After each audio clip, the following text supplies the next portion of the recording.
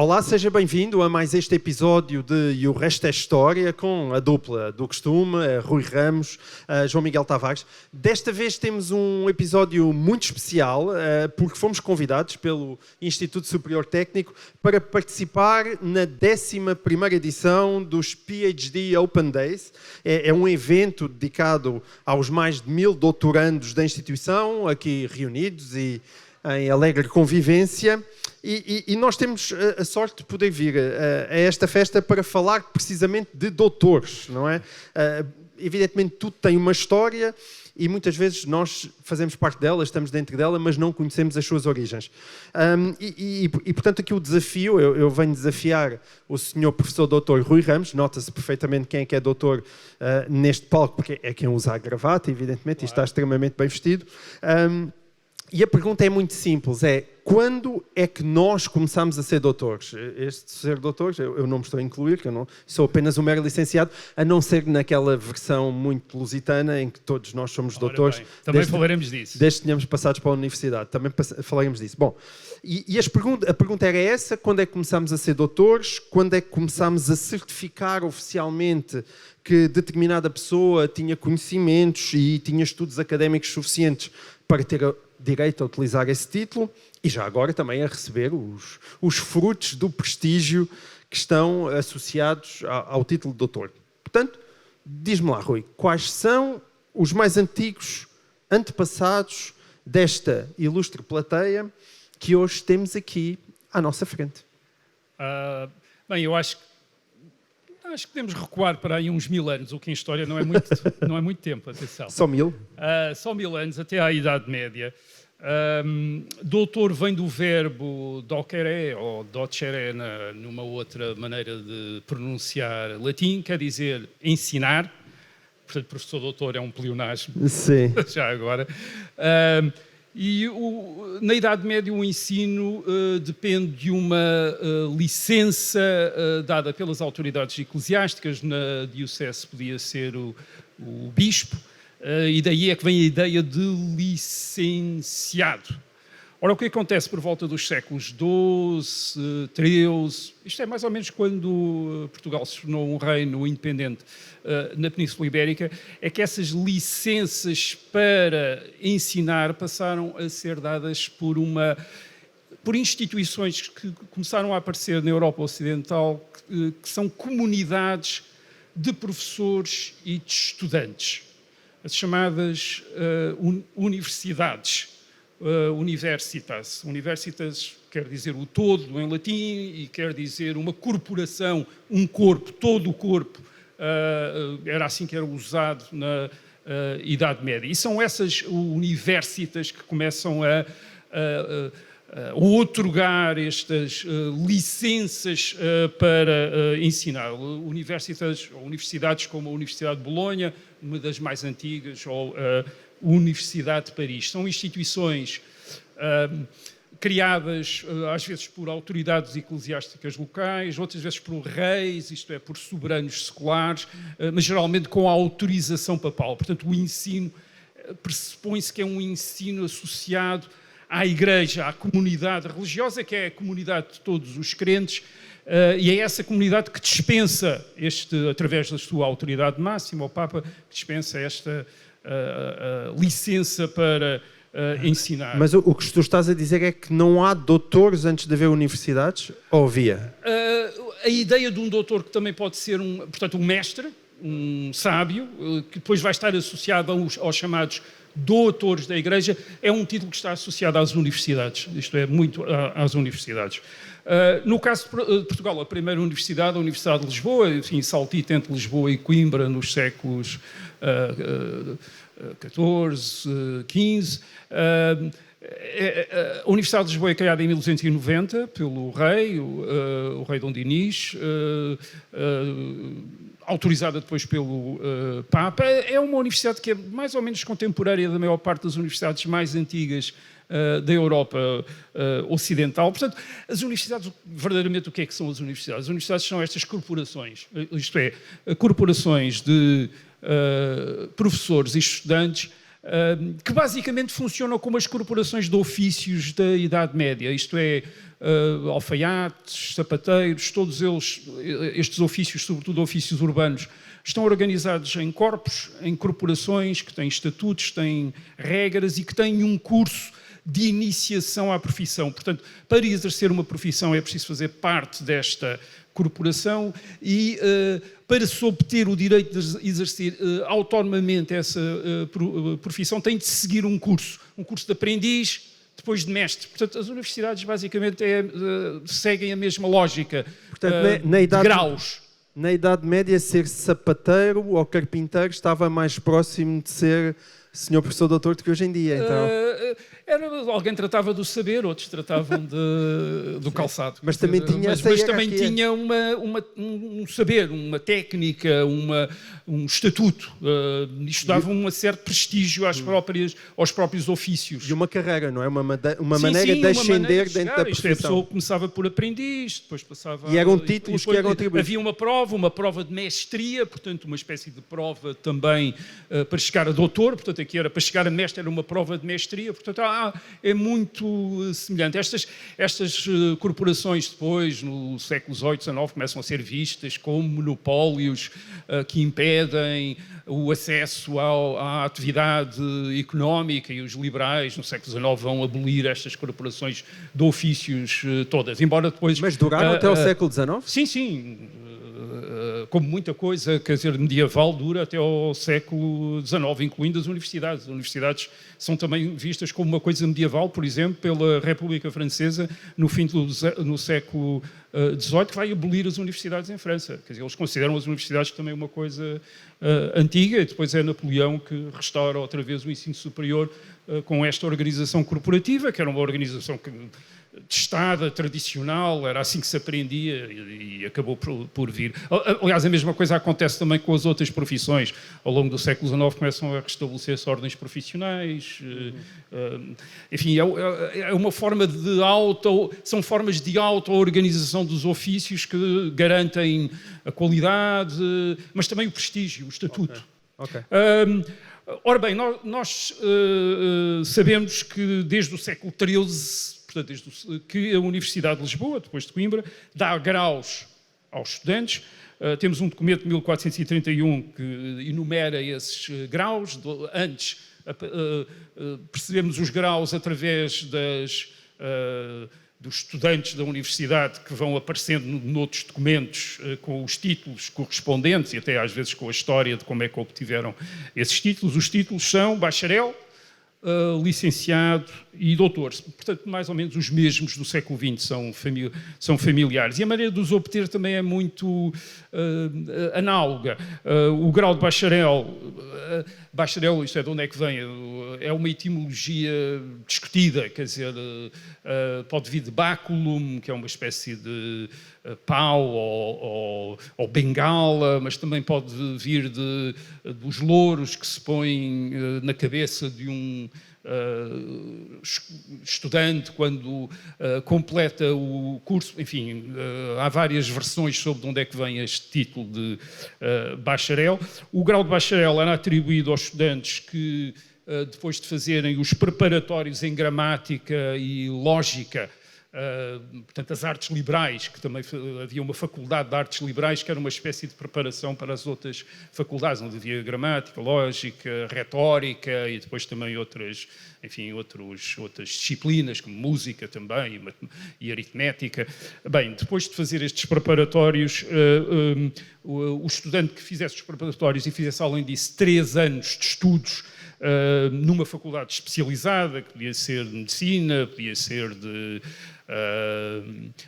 leis civis ou de leis ou de direito eclesiástico. O estudante que completasse esse curso e defendesse aquilo que se chamavam conclusões, portanto, fizesse uma espécie de provas que atestavam o seu conhecimento, obtinha este grau de bacharel, portanto, era o primeiro grau. Para o grau de licenciado, aparentemente seriam necessários mais 4 anos de estudos, portanto era uma acumulação, quer dizer, há uma acumulação de estudos e depois também outras provas de defesa. O grau de doutor às vezes não é claro ao que é que exatamente podia corresponder. Às vezes parece que é apenas um grau de cerimónia atribuído para a corporação dos professores e dos estudantes, a quem a universidade reconhecia como uma pessoa de especial mérito, por exemplo, um professor, alguém que já lá desse aulas na universidade. Mas o que estás a dizer é que os graus que existem ainda hoje em dia, bacharel, licenciado, doutor, vem daí. Já existe no início já existiam no século, na Idade Média, no século XV, portanto, no século XIV, na Alta Idade XIII. Média. Isto é Baixa Idade Média. Baixa Idade Média é outra coisa. Por exemplo, para os séculos XIII e XIV não é claro se há uma distinção entre licenciado, mestre e doutor. Às vezes parece não haver distinção. Ou às vezes haver a distinção, ser uma distinção que corresponde às disciplinas estudadas. Por exemplo, o grau de mestre parece ser um grau que está associado à medicina e às artes liberais, e doutor estar associado a leis, portanto ao direito e à teologia. Portanto, parece que alguém que tem uma formação em direito civil ou direito canónico, isto é, direito eclesiástico, é chamado doutor, quem em medicina é chamado mestre, magister. Quer dizer, mas aparentemente são a mesma coisa, e licenciado às vezes também parece que é a mesma coisa. Portanto, não é absolutamente claro, ou pelo menos nós temos dúvidas sobre se havia uma distinção tão grande. O grau de doutor, por exemplo, no caso em Portugal, há muitos estudantes da universidade que escrevem ao Papa, em Roma, a dizer que não têm dinheiro para continuar a estudar na universidade, e então pedem ao Papa que autorize que um bispo ou uma autoridade eclesiástica os examine com mais 2 ou 3 já doutores, para lhe atribuírem o grau de doutor. Portanto, parece que é uma coisa que é possível conseguir desta maneira. Aliás, eles têm de obter uma dispensa, porque um dos juramentos que se fazia quando se entrava na universidade era que não se iria obter o grau de doutor fora da universidade. Mas aparentemente muita gente consegue, por questões económicas. Eles dizem que são muito pobres para continuar a estudar na universidade, mas que sabem imenso. Já sabem imenso. Então pedem ao Papa, no meio lá aí um bispo, geralmente mas que é para apresentar provas que são não parecidas com as provas é para serem de hoje em dia. examinados, não há uma prova, quer dizer, portanto não há uma dissertação como há hoje, é apenas serem examinados naquelas disciplinas e provarem que são competentes e que estão a par da matéria devido ao seu estudo, e a partir daí podem passar a usar o grau de doutor em leis. Na história de Portugal, os doutores foram importantes, e nós vemos isso logo em 1385, é um dos primeiros e mais famosos doutores da história de Portugal, nas Cortes de Coimbra, reunidas em Coimbra, o doutor João das Regras.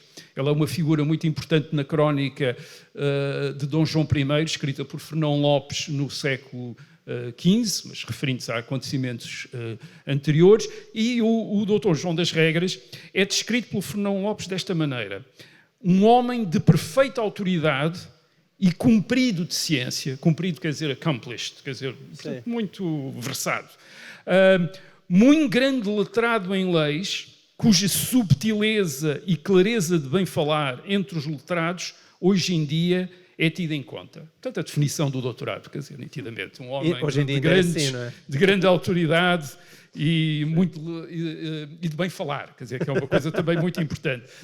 Nós sabemos, ou julgamos saber, que o João sem bem falar não há bom doutor. Isto é curioso, ele chama-se João das Regras, muito provavelmente não era um nome, quer dizer, é um nome que isto quer dizer João das Leis, quer dizer, portanto é uma espécie de, como se fosse um João da Engenharia, se fosse engenheiro ou uma coisa qualquer assim. Eles aparentemente, quando obtêm o grau de doutor, deixam de usar aquilo que nós hoje classificaríamos como um apelido, quer dizer, passam a ser apenas doutor João, quer dizer, e deixam cair outro apelido qualquer que tivesse. O apelido geralmente é um patronímico, isto é uma indicação da sua filiação.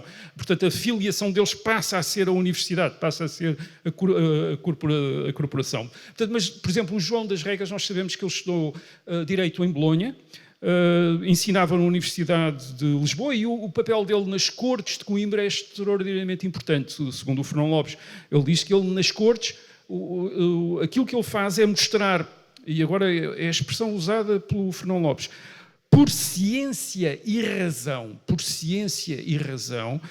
que o mestre Davis, Dom João, era o herdeiro legítimo do Reino de Portugal. Portanto, é ele que demonstra, por ciência e razão, não por parcialidade, não por gostar mais dele ou daquele, mas por ciência e por razão, por ter estudado e demonstra, portanto, aquilo que nitidamente um doutor deve fazer, isto é, argumentar foi um parecer, segundo a ciência e a razão. Mas também é um daqueles muito bem remunerado, que ele depois chegou a chanceler. É isso que eu estava a dizer. É parecido com aqueles pareceres que nós hoje em dia conhecemos dos professores de doutor de Direito, que geralmente fazem, evidentemente, a vontade do cliente, mas utilizando uma argumentação muito sofisticada. Sim, ele aqui, cumprido, vencedor, faria isso, mas sobretudo aqui serviu o país, quer dizer, e há muitos historiadores que o veem como um contraponto, isto é interessante. Ele na história fica como um contraponto ao Nuno Álvares Pereira. Um é aquele que afirmou a independência do reino no fim do século XIV através da espada, quer dizer, pela força, militarmente, e o outro é aquele que afirmou a independência do reino pela razão, pela ciência, pela pena. Portanto, numa mão a espada, na outra a pena, como depois mais tarde dirá Camões.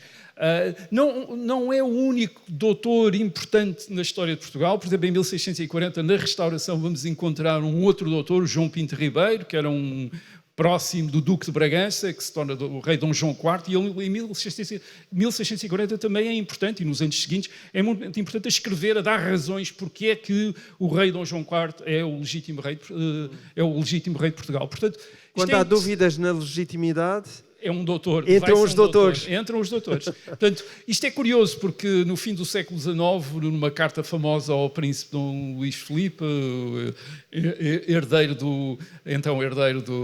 da coroa portuguesa, o Mouzinho de Albuquerque diz que este reino é obra de soldados. Aparentemente também é obra de doutores, portanto, salientar isso.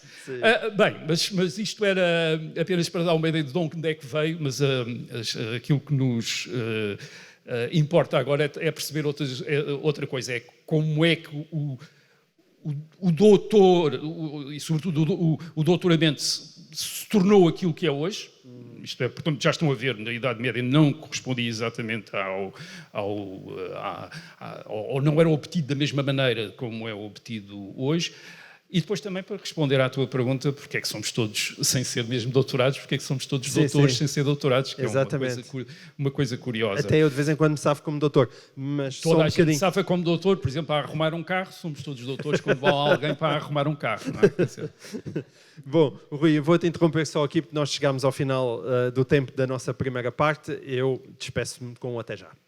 Olá, seja bem-vindo de volta a esta segunda parte de E o Resto é História. Nós hoje estamos no técnico, a convite para falar do que é que esta coisa de ser doutor, de onde é que vem... Exatamente.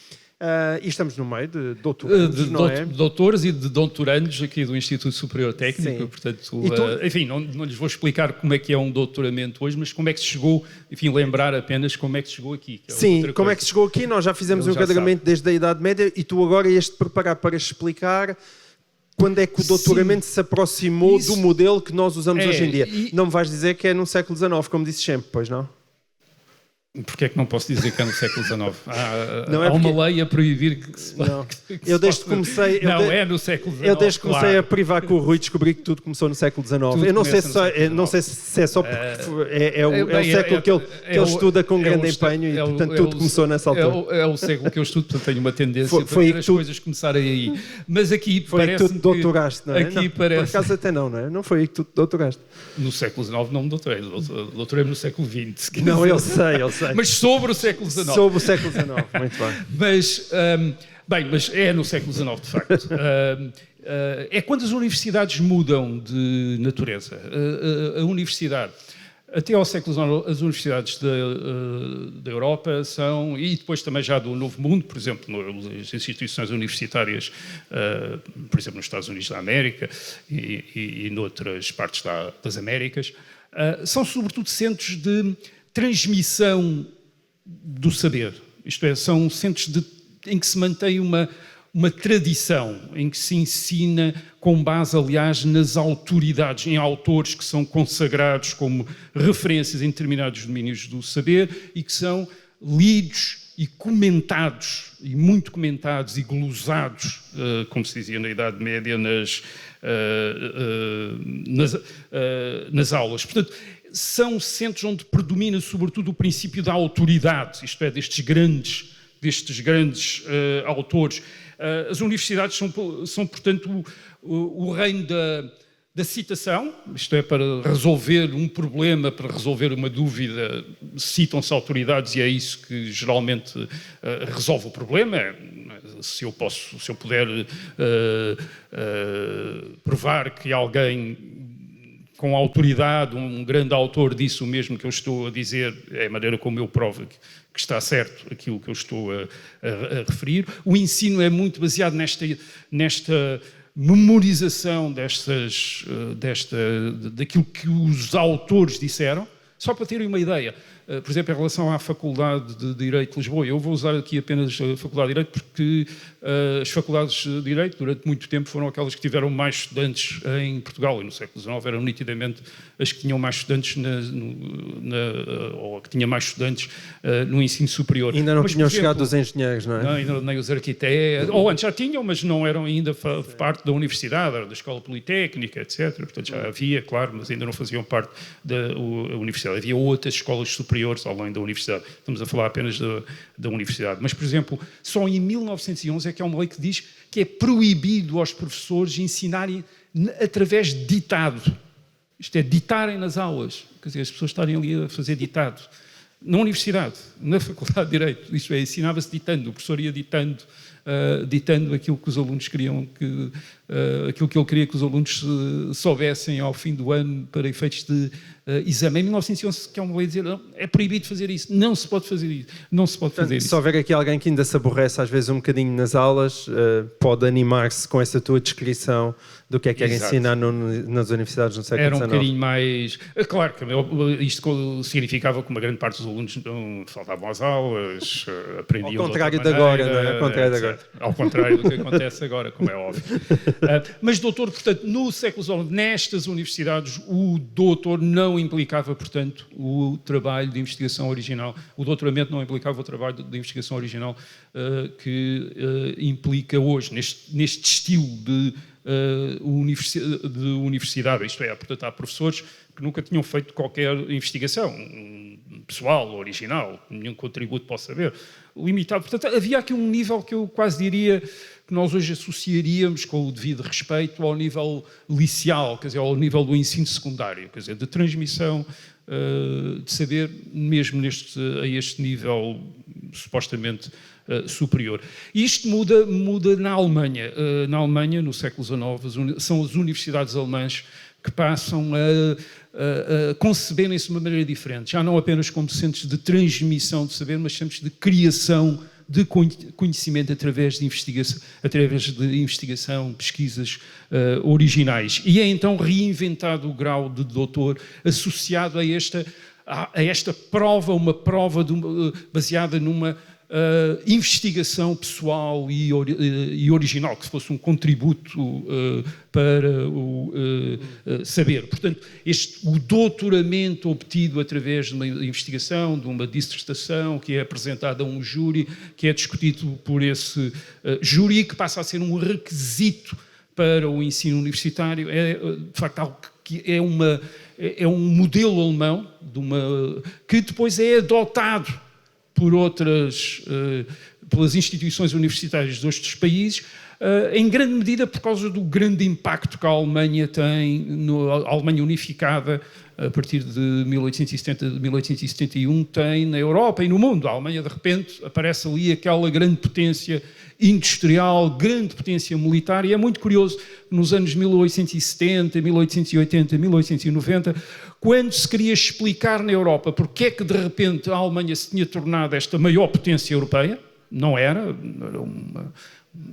tinha sido até então a Prússia, isto é, os Estados alemães eram coisas muito secundárias, de repente esta grande potência na Europa, não se fala apenas da unificação, do facto desses Estados estarem unificados, mas fala-se das suas instituições de ensino, quer das instituições de ensino primário, quer das instituições de ensino superior. E a partir daí, isto é, diz-se que sim, é as instituições de ensino que explicam a prosperidade, a força da Alemanha. E, portanto, há uma tendência nos outros países para dizer, bem, se esta é a chave do sucesso, vamos copiar a Alemanha. Até, por exemplo, a associação que na Alemanha é muito cultivada entre as universidades e a indústria, quer dizer, aqui através precisamente das ciências, como química e outras ciências. Portanto, isso começa a ser copiado. E começa a ser copiado, portanto, o sistema também de doutoramento, que chega depois aos Estados Unidos depois para a Inglaterra, por exemplo, Oxford, os DPhil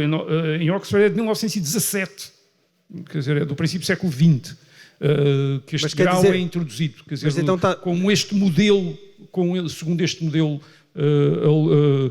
alemão. Mas estás a dizer que o modelo alemão primeiro foi para os Estados Unidos da América e só depois é que vem para a Inglaterra? A Inglaterra aparece como um modelo americano, curiosamente. Isto é porque a coisa deu a volta e depois veio por ali. Aparece como um modelo, curiosamente já aparece como um modelo americano. Mas, por exemplo, mesmo em Oxford continua a haver imensos professores na universidade durante todo o século XX que não são doutorados. Eu próprio estudei em Oxford no fim na década de 90, no fim do século XX, e ainda tive imensos professores que não eram doutorados, que não tinham o título de doutores, que eram Mr., senhores apenas, e que eram pessoas altamente reputadas e categorizadas, mas que nunca tinham feito o doutoramento. Não era ainda... Portanto, mas isso hoje em dia já é impensável mesmo pelas regras. Hoje em dia já é difícil de imaginar, quer dizer, hoje em dia penso que seria impossível, porque o doutoramento tornou-se um requisito para o começo da carreira universitária. Em Portugal, no século XX, continuamos a ter bacharéis, que corresponde a 4 anos de estudos, o licenciado, que correspondia a 1 ano complementar, com a apresentação só mais um ano, é isso? De dissertação, sim. Portanto, 4 mais 1? 4 mais 1. Mas aí já tinha uma dissertação? Tinha uma dissertação, uma prova, portanto uma prova, através de uma dissertação. Muitas pessoas ficavam com o bacharel só, outras pessoas faziam o ano complementar. Isto, por exemplo, em Direito, limitava depois as opções profissionais. Por exemplo, quem tinha o bacharel podia ser, por exemplo, notário ou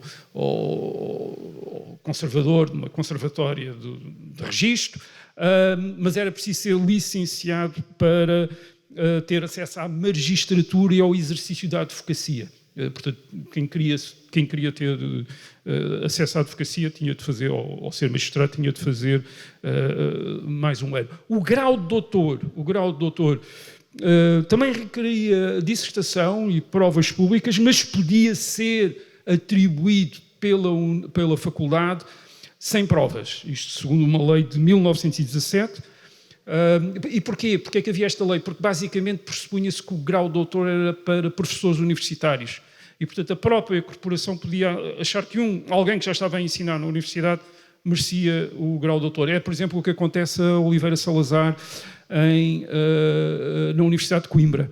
Ele faz provas para professor, entra como professor e poucos meses depois está lá a universidade, enfim, o Conselho dos Professores da Faculdade de Direito decide atribuir-lhe o grau de doutor mesmo sem provas. Ele até tem uma nota, ele a dizer, eu gostava de ter feito provas, mas uma vez que os meus pares reconhecem que eu já fiz trabalhos suficientes, porque ele já tinha apresentado uma dissertação para aceder ao professorado universitário, uma vez que acham que eu tenho direito a esse título, aceito. E, portanto, ficou, a partir daí, o doutor... Mas isso quer dizer que o doutor Salazar... O doutor Salazar nunca fez tese de doutoramento?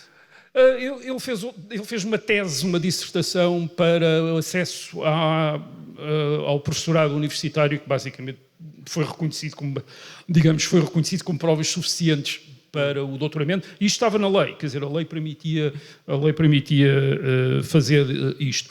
O doutoramento, durante muito tempo, é uma prova rara, mesmo na universidade em Portugal. É visto sobretudo como uma espécie, não é visto como uma prova inicial de uma carreira universitária, mas quase como uma prova intermédia, ou às vezes, quando não, às vezes final. Portanto, é um pouco a cultura francesa, sobretudo nas humanidades, a cultura francesa do doutoramento como uma espécie de obra-prima, quer dizer, é a obra-prima do professor. Geralmente é uma dissertação gigantesca em vários volumes, doutoramentos de 5, 6 volumes, com anexos, etc., e que representam 10, 15, 20 anos de trabalho. Isto era muito frequente e era muito bem visto assim, era assim que as coisas deviam ser. Portanto, uma pessoa que fizesse o doutoramento imediatamente a seguir à licenciatura, enfim, também acontecia, mas era um caso raro. E há imensos professores da universidade que não, mais uma, em Portugal, que também não são doutorados. Há o caso do Instituto, por exemplo, o caso do Instituto Superior Técnico, enfim, sugere isso. O Instituto Superior Técnico é fundado em 1911, é integrado na Universidade Técnica de Lisboa em 1930, tem o campus, é uma das primeiras instituições universitárias a ter umas instalações que não são antigos conventos, nem coisas antigas, algo moderno. Em 1935 aparecem filmes e tudo, é uma das imagens características de Lisboa. Isso provavelmente terá a ver com o facto do Ministro das Obras Públicas de ser um professor do Instituto Superior Técnico, Eduardo Pacheco. Mas o primeiro doutoramento, isto é notável, o primeiro doutoramento é de 1962. Isto é, no 32 técnico, anos o primeiro doutoramento depois, no técnico. No técnico, 32 anos depois de o Instituto Superior Técnico ter integrado a Universidade de Lisboa. Ainda é um doutoramento, sabemos isso, à maneira antiga, isto é, tem uma prova de laboratório e depois um exame sobre pontos tirados à sorte, quer dizer, portanto, havia uma série de pontos sobre o qual o candidato era obrigado, ou era interrogado e tinha de dissertar, quer dizer, e eram tirados à sorte, portanto, ele tinha de preparar uma série de pontos e depois havia dois, penso que era dois, sobre os quais ele tinha de dissertar, e depois a defesa de uma tese. Portanto, digamos que Portugal também é um pouco, acompanha a transformação das outras instituições universitárias europeias, quando o doutoramento, como vindo do modelo alemão e depois do modelo americano, se vai tornar uma prova de quase de início de carreira universitária. Isto é uma demonstração da capacidade de fazer investigação e produção de novo conhecimento, ou também um ciclo de estudos avançados, mesmo para quem não tenha interesse ou não tenha empenho especial em seguir a carreira universitária, queira ter essa formação complementar, queira ter essa grande experiência, que é um doutoramento, isto é, ter de lidar com o saber, organizar-se, é uma experiência extraordinariamente enriquecedora. E em Portugal vai-se a sua institucionalização, a sua divulgação é sobretudo do fim do século XX, princípio já do século XXI. Os números são espantosos, não quero estar amassados com números, mas estes são irresistíveis. Entre 1960 e 2006, portanto, em 46 anos, doutoraram-se 14 mil pessoas em Portugal. De 2007 a 2015, em 8 anos, 17 mil. Portanto, em 8 anos doutoraram-se mais pessoas no princípio do século XXI do que em 46 anos no fim do século XX, princípio do século XXI. Em 1970 havia 770 doutorados, em 2023 43 mil. Portanto, isto é uma transformação que não é apenas uma transformação quantitativa, é mesmo uma transformação qualitativa, tudo mudou, as coisas significam já outra coisa. Uma grande parte destes doutorados estão associados ao ensino e ao trabalho nas universidades e, portanto, estes doutoramentos significam também a imensa expansão do ensino superior. Um ensino superior que atualmente abarca uma parte da população muito significativa, a população que tem idade para ter essas habilitações, a população dos 25 aos 34 anos. Em 2000, no ano 2000, esta população dos 25 a 34 anos tinha frequentado, só 15% é que tinha frequentado o ensino superior, 15%. E hoje em dia, em 2024, 43%, quase metade. Isto é uma transformação gigantesca da sociedade portuguesa. Quer dizer, uma coisa... E os doutoramentos, portanto, significam esta imensa transformação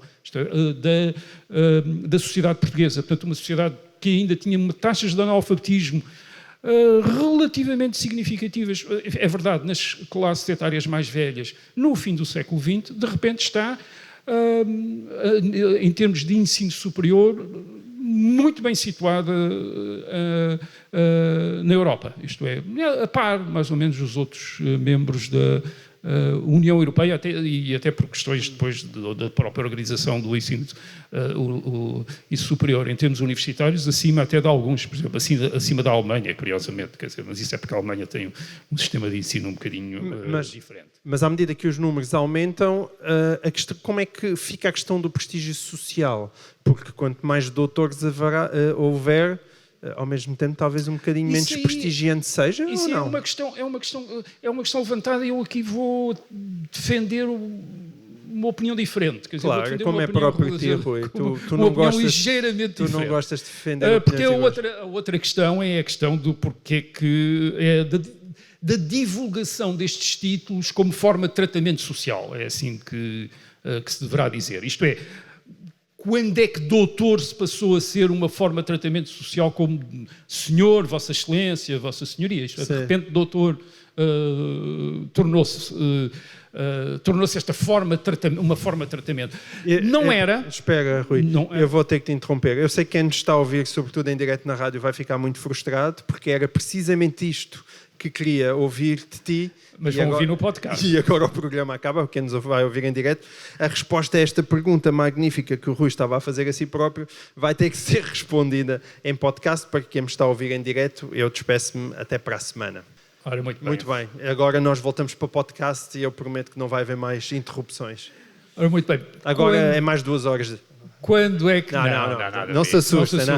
Nada disso, nada disso. Soutor, conte-me lá então quando é que Soutor ficou a ser uma... Não, quando é que eu fiquei Soutor, é quando é que em público as pessoas me tratam por doutor fora da universidade.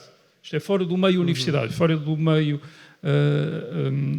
académico. Mas o João das Regras já era João das Regras. Não fazemos ideia. Mas imaginamos... achas que a mulher de João das Regras em casa não o chamava João das Regras? Ou o macieiro, provavelmente não lhe chamava senhor doutor. Porquê? Porque estes títulos aparecem-nos em documentos do Estado ou da Igreja, mas sobretudo quando se trata de nomear alguém para um cargo e funcionam como uma forma de indicar a sua habilitação, isto é, nomeia-se o licenciado fulano tal para um cargo qualquer que em princípio requeria, ou era costume alguém ter essa habilitação, mas não parecem ser usados como formas de tratamento social, ao contrário de outro tipo de títulos. Por exemplo, no século XIX, os títulos nobiliárquicos, duque, conde, marquês, conde, visconde, barão, são usados como tratamento social. Os títulos militares, os postos militares também são, general, coronel, o senhor general, portanto, no bairro, se um militar lá morava e era-se, enfim, sabia-se que ele era general, as pessoas na rua cumprimentavam: como está, senhor general, como está, como vai, senhor coronel, senhor capitão, está bom, etc. Portanto, tratavam-no dessa maneira. E também, claro, os títulos eclesiásticos. Senhor bispo, senhor cônego, senhor padre, portanto, esses também eram usados no tratamento social. Os títulos académicos não eram usados como formas de tratamento social. E isso é muito curioso, vê-se isso a nível dos políticos. os políticos em Portugal no século XIX, os ministros, os deputados, os pares do reino, são tratados por senhor. Senhor Fontes Pereira de Melo, Senhor José Estevão, mesmo tendo eles, na maior parte dos casos, a maior parte deles cursou a universidade, tem graus académicos, sobretudo de bacharel em Direito, que era o mais comum, mas isso não é usado para os designar, como hoje em dia, quer dizer, hoje chama-se o senhor doutor, senhor engenheiro, senhor arquiteto, a um primeiro-ministro, a um ministro, a um secretário de Estado, a um deputado, a um chefe, a um líder político, etc., quando queremos, tratamos. No século XIX em Portugal é tratado por senhor. Aliás, portanto, como ainda hoje acontece em França ou em Inglaterra, Monsieur, Mr., também não se usam títulos académicos para designar pessoas em cargos públicos. Nem na universidade? Na universidade, como é que tu chamavas aos teus professores? Não, na universidade...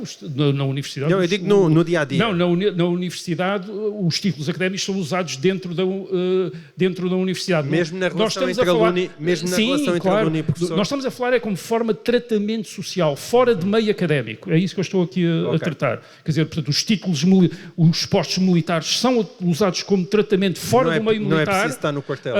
Os títulos eclesiásticos são usados, a pessoa vai na rua, é um código, é tratado por senhor cônego, aliás, podia estar vestido de maneira a indicar, e claro, os títulos nobiliáricos também são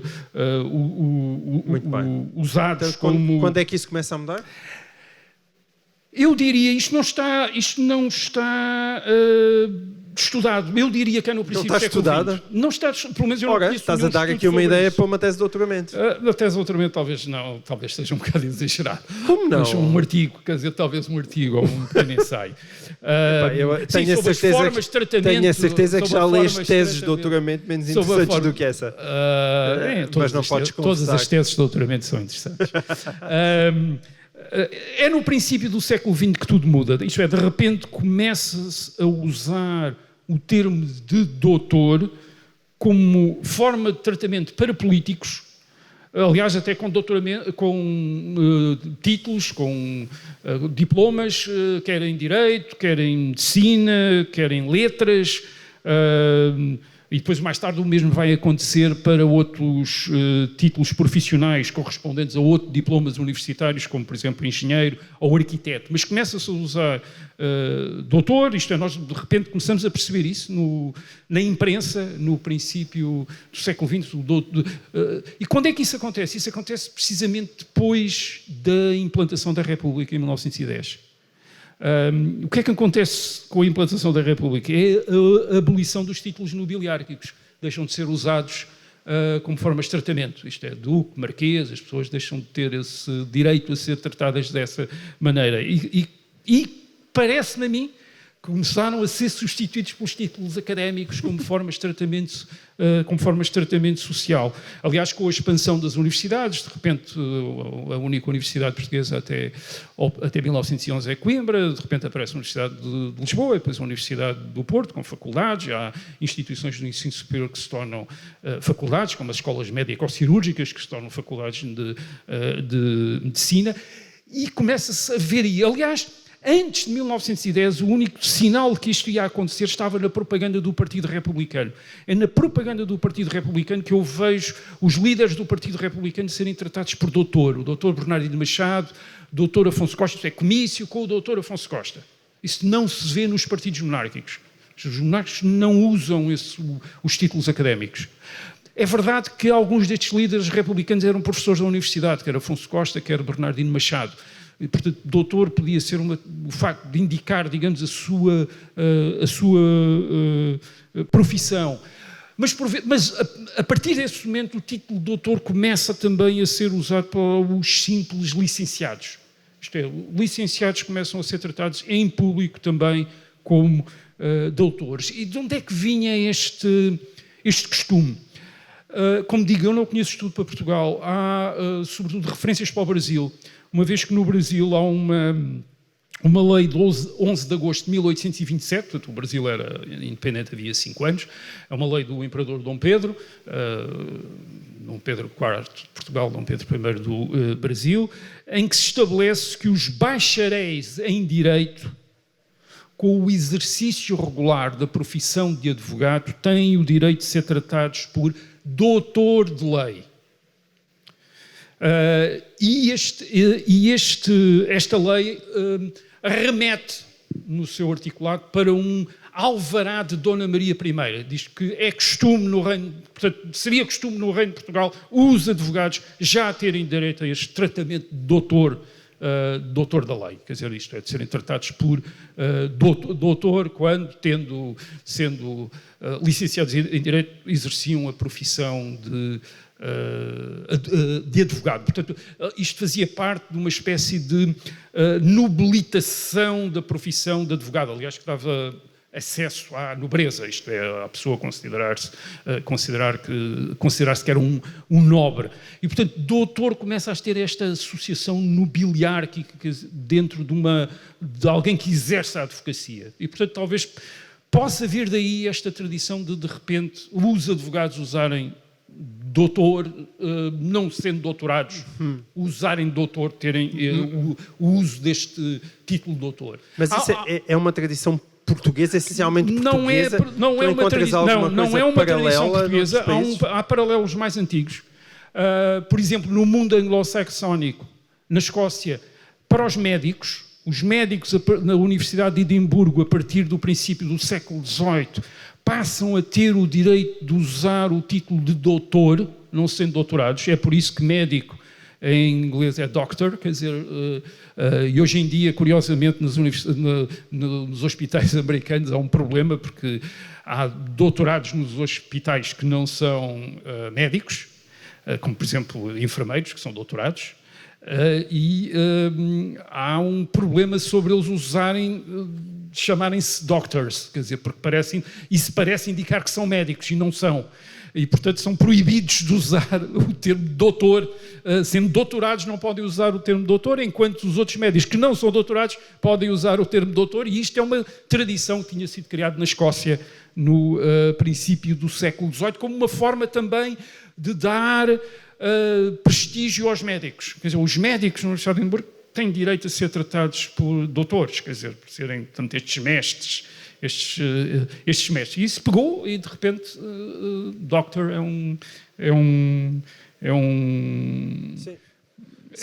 Significa que ser médico, sim. Ser médico. Em Espanha, o título de doutor também é para médicos e para advogados, mesmo não sendo doutorados, portanto têm direito a usar doutor. Certo, mas nos exemplos que estás a dar há uma grande diferença para Portugal. Aqui em Portugal é toda a gente. Espera aí, a gente já vai. Muito bem.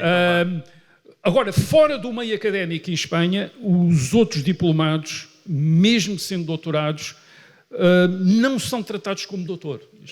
Não são tratados como doutor. Quer dizer, são tratados como doutor no meio académico, no meio universitário. Fora do meio universitário, um doutorado em Sociologia, em História, outra coisa qualquer, não está à espera de ser tratado como doutor.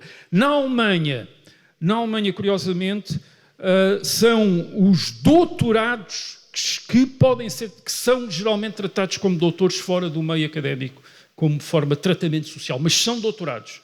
Isto é, são esses que têm, aparentemente há uma lei dos anos 30 que reserva o título de doutor apenas para aqueles que são doutorados. Quer dizer, e esses doutorados podem pôr no seu cartãozinho que são doutorados. E têm de ser doutorados pelas universidades alemãs. Só se não forem pelas universidades alemãs, não têm o direito de usar o título de doutor na Alemanha. Agora, em Portugal é que é um sistema completamente diferente. Em Portugal, mesmo os licenciados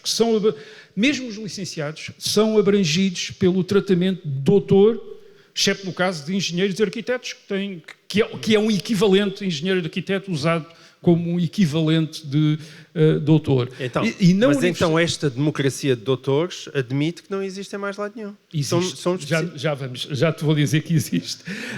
Na universidade, curiosamente, a distinção entre licenciados e doutorados fazia-se pelo uso da forma abreviada de doutor para os licenciados e pela forma por extenso para os doutorados, ou pelo recurso há o professor doutor, depois para distinguir aqueles que eram de doutorados. Mas não, Portugal não é o único. Não, então. portanto, não estejas a pensar Conta-me lá. que...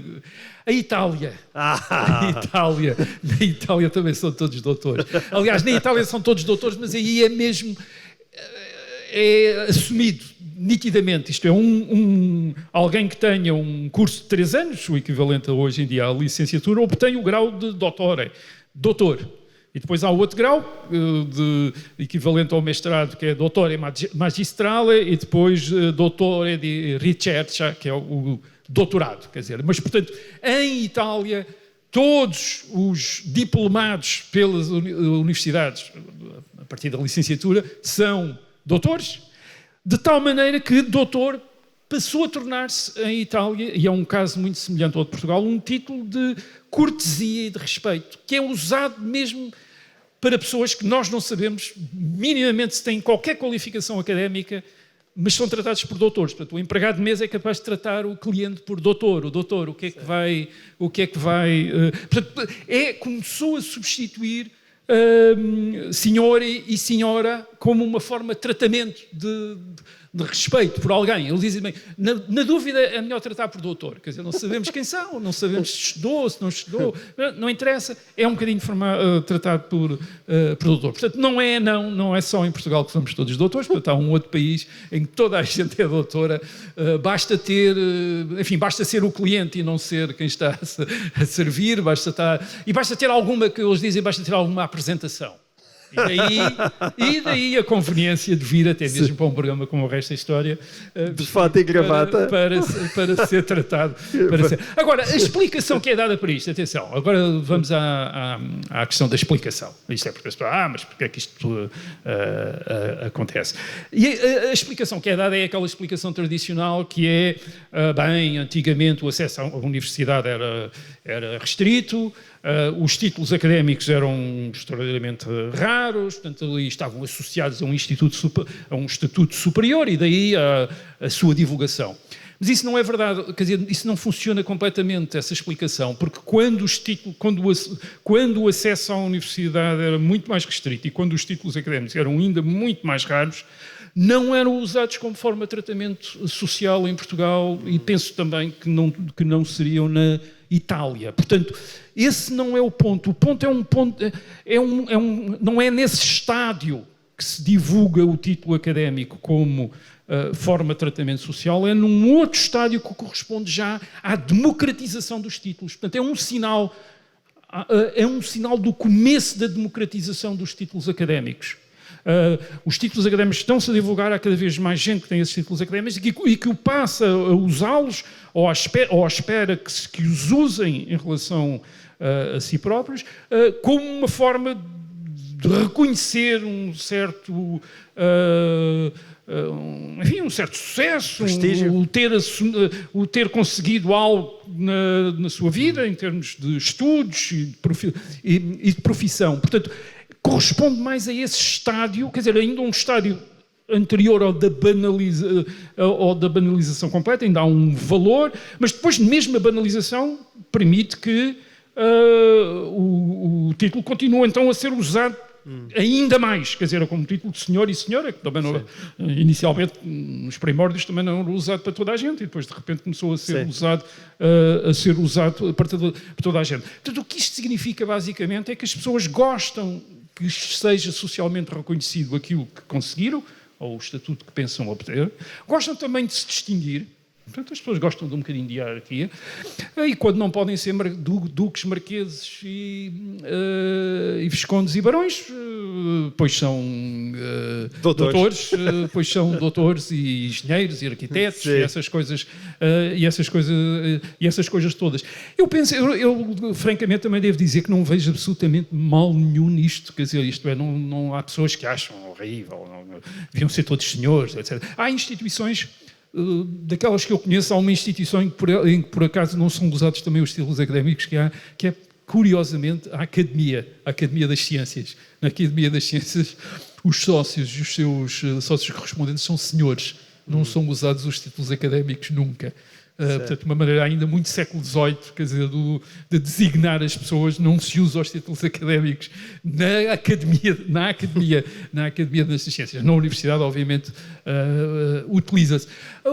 A divulgação, mais uma vez, a divulgação dos títulos académicos como forma de tratamento social tem também a ver com a forma como as universidades passaram, digamos, a ser centros de formação pelos quais passa uma grande parte da população de uma sociedade, onde as pessoas vão procurar habilitações para exercer uma profissão, mas vão também procurar outras coisas, vão procurar o desenvolvimento pessoal, vão procurar uma experiência, vão procurar contactos, uma vida, um determinado tipo de vida num determinado momento interessante. O doutoramento é tudo isso, e sabem bem quem está aqui a fazer o doutoramento no Instituto Superior Técnico, noutras instituições, é a possibilidade de estudar, de discutir, de debater, de se dedicar ao saber como não há noutras ocasiões da vida, e portanto é uma forma de...